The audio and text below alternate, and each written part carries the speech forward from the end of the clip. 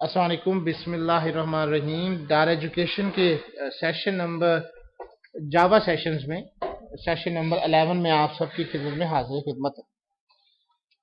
आज का टॉपिक जो है हम उसमें ये देखेंगे कि किस तरीके से हम अरे के अंदर जो चीज़ें हैं उनको हम सॉर्ट कर सकते हैं। अब सॉर्ट कह रहा हूँ, सर्च करवा सकते हैं। सॉर्टिंग हम सेशन नंबर 10 में देख चुके हैं।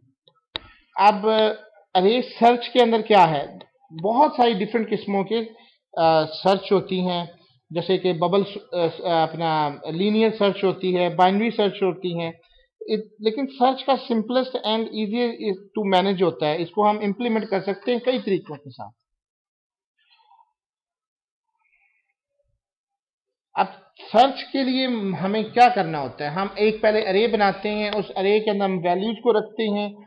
उसका हमें जिस तरह पता है कि अरे का एक इंडेक्स होता है, इंडेक्स हमेशा 0 से स्टार्ट होता है। हम इसको लूपिंग में लेते हैं और फिर आइटरेटिव प्रोसेस के जरिए हम एक वेरिएबल जो है जिसको हम बार बार तलाश करना चाहते हैं, हम उस पर वापस आते हैं।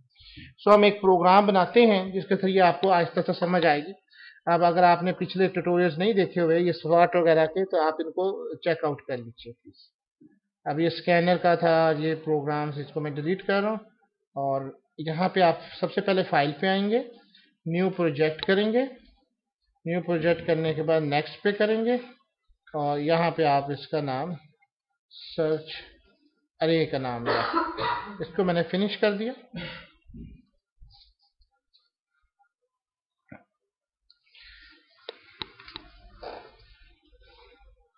आपको पता है कि ये हमारे पास आ चुका है। इसको मैं मिनिमाइज कर लूँ, इसको ही मिनिमाइज कर, ताकि हमारे पास एक विजिबिलिटी ज़्यादा हो जाए। अब सबसे पहले जिस तरह हम देखते आए कि अगर मैं एक वेरिएबल बनाता हूं, जैसे कि मैं फॉर एग्जांपल नंबर 1 के साथ, तो उसमें मैं एक वैल्यूज देता हूं तो इट्स ओके। लेकिन अगर मैं इसके अंदर मल्टीपल वैल्यूज देना चाहता हूं तो आप देखेंगे कि फौरन से एरर जनरेट हो जाता है।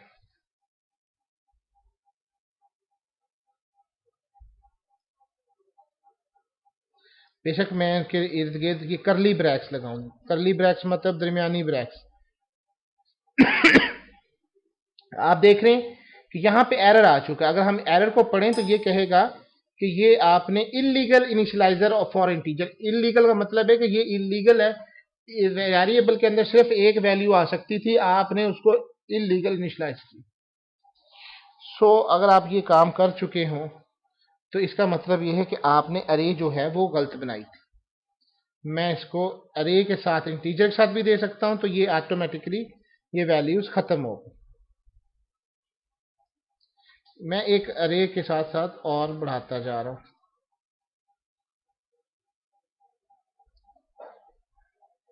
वैल्यूज को एक इंक्रीज करते। तो अरे के लिए डिक्लेयर करने के लिए ये कि या तो आप इंटीजर के साथ दो बड़ी ब्रैकेट्स लगा दें।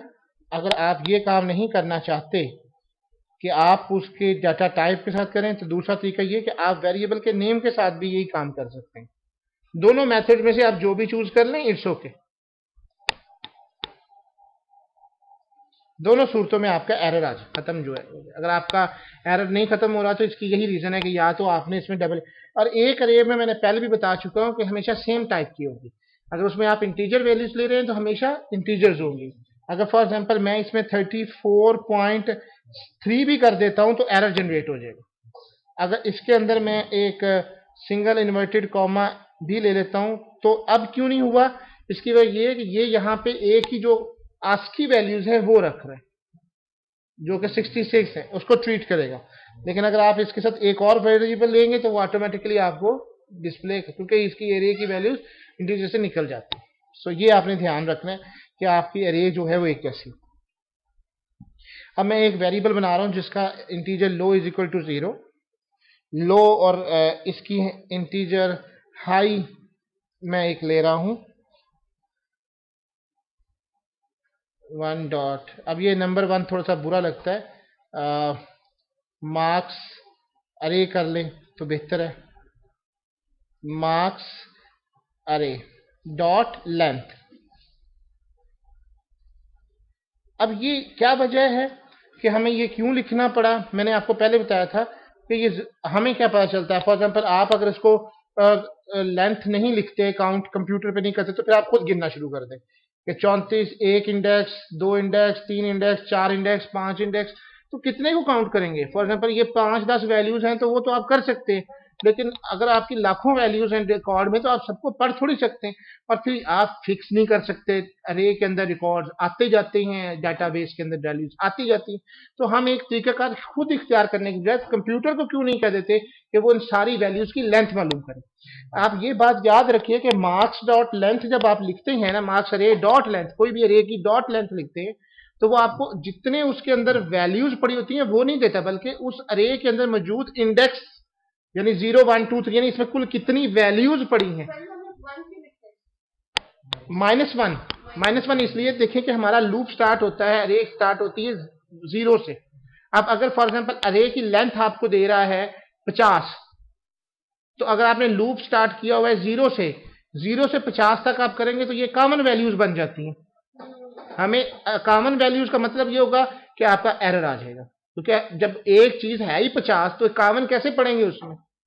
इस वजह से -1 हम इसलिए क्योंकि हमारा इंडेक्स 0 से स्टार्ट होता है।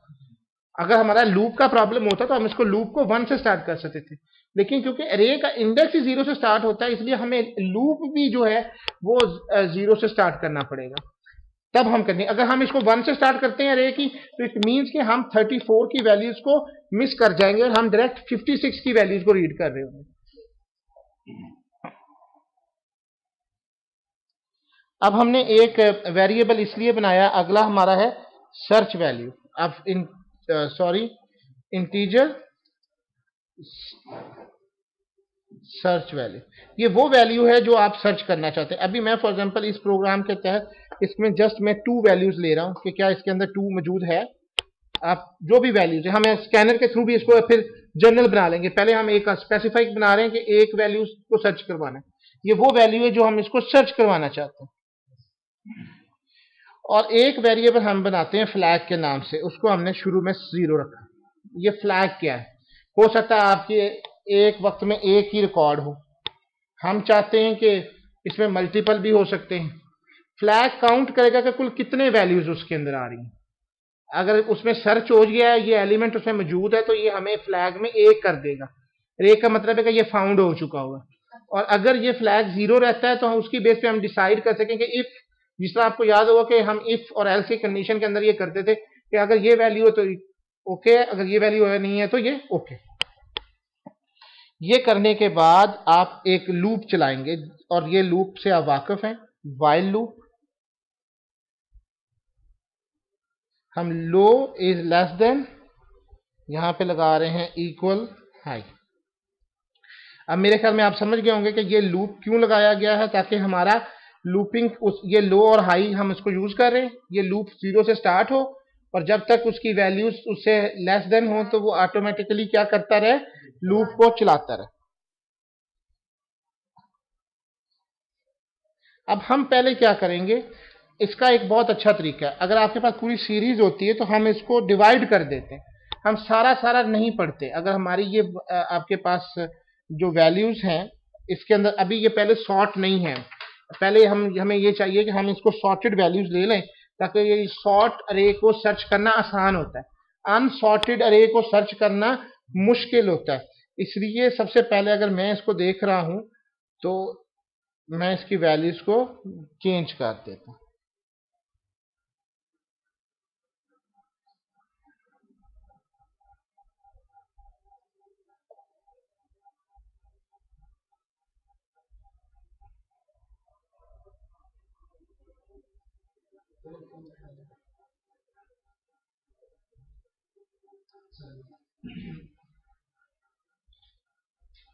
बीस, क्या मसला है इसके साथ?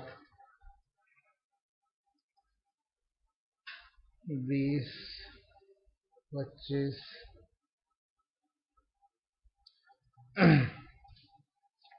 फॉर एग्जाम्पल ये मेरी अरे है। अब मैं एक काम और कर रहा हूं, मैं एक वेरिएबल बना रहा हूं मिड के नाम से। अब मिड का, अब देखिए एक तो ये कि हम जितना डाटा को पढ़ेंगे ना हमारा उतना टाइम कंज्यूम होगा। हम ये कर सकते हैं कि सॉर्टेड में हम उसको 2 हिस्सों में तकसीम कर करके देखते हैं। इसमें हम हर वक्त उसको जब हमारे पास वैल्यूज होती है हम उसको 2 पे तकसीम करते हैं, फिर उसको चेक करते हैं। अगर ये बड़ी है तो राइट साइड पे होंगी, छोटी है तो वो लेफ्ट साइड पे होगी। मैं आपको इसको अभी समझाता हूँ, पहले प्रोग्राम हम इसको देख लीजिए कि इंटीजर जो है हमारे पास मिड है, इसके अंदर हमने लो किया plus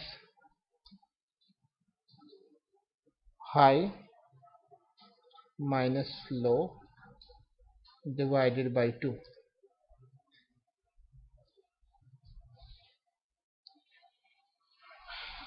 if such value is equal to marks array mid, तो क्या करें, फ्लैग को 1 कर दे। अगर तो वैल्यू फाउंड हो जाती है तो वो उसको फ्लैग को 1 कर दे, और फिर system dot out dot println पे मैसेज कर दे एट लोकेशन, और आप इसकी लोकेशन दे दें मिड के तहत, और अपने प्रोग्राम को ब्रेक कर दें। अगर आपको ये वैल्यूज नहीं है तो एल्स इफ क्या होगा, आप इसी प्रोग्राम को search value is less than array mid है, अरे सॉरी अरे मार्क्स अरे,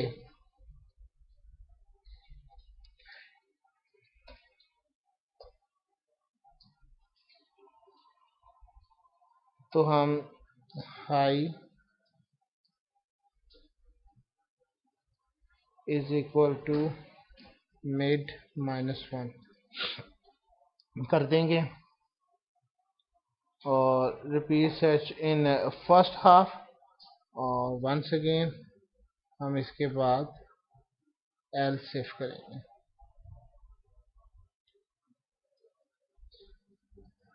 search value greater than marks array mid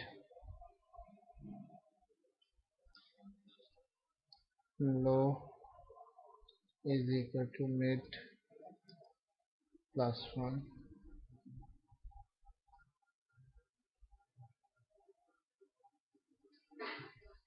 mid plus one करने के बाद ये हमारी सारे लूप्स बंद हो जाएंगे इफ के, और यहाँ पे if flag is equal to 0, तो हम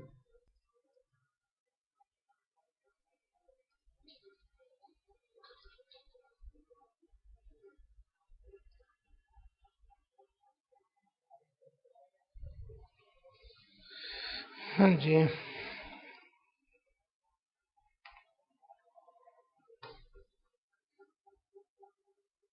ये हमें एरर क्यों दिखा रहा है, इफ फ्लैग ओके, ये हम ज़्यादा if flag is equal to this 0 0 हो लूप के अंदर,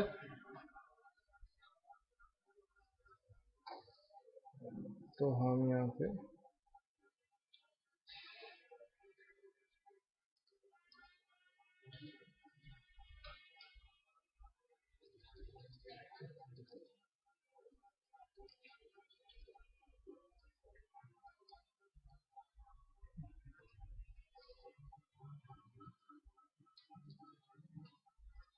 जी, ये हमने इसको ज़रा पहले इसको चला के देखें कि क्या ये वैल्यू एग्जिस्ट करती है।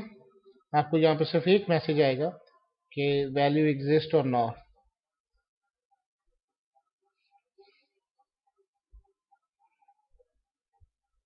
The value not found in your marks database, क्योंकि यहाँ पे हमने जो सर्च करवा रहे थे वो 2 की वैल्यूज थी।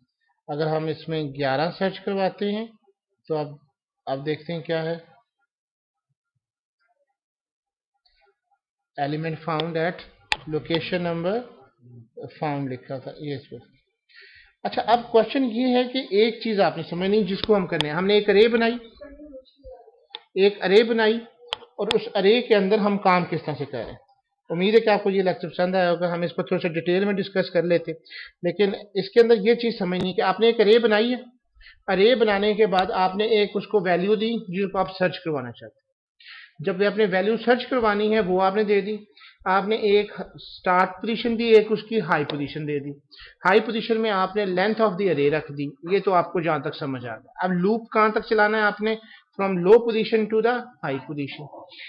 अब लो और हाई के बाद हम आते हैं इसके अंदर। अगर जैसे ही हमारे पास लो आ जाता है, फॉर एग्जांपल यहाँ पे आपके पास कुल 10 एलिमेंट्स थे। ये लाइन सबसे इंपॉर्टेंट है। हमने एक मिड वैल्यू बनाई क्योंकि हम सॉर्टेड अरे को सर्च कर रहे हैं। इसका मतलब 10 एलिमेंट्स हैं।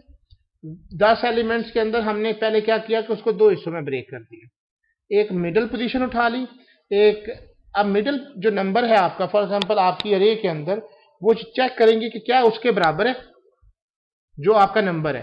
अगर तो वो उसके बराबर है तो सर्च कंप्लीट हो गई। दूसरी सिचुएशन ये हो सकती है कि या तो वो मिड नंबर से बड़ा था। अगर वो बड़ा था तो हम उसको बड़े वाला हिस्सा चेक करेंगे, नीचे वाला हिस्सा जो था छोड़ देंगे। अगर वो छोटा है तो हमने छोटे वाले हिस्से पे चले जाना और वहां से उसको चेक करना। जो नंबर हमने सर्च करना है उसके मिडिल को हमने देखना है कि अगर जी जी जी जी हमने इसको मिडिल को चेक करना है।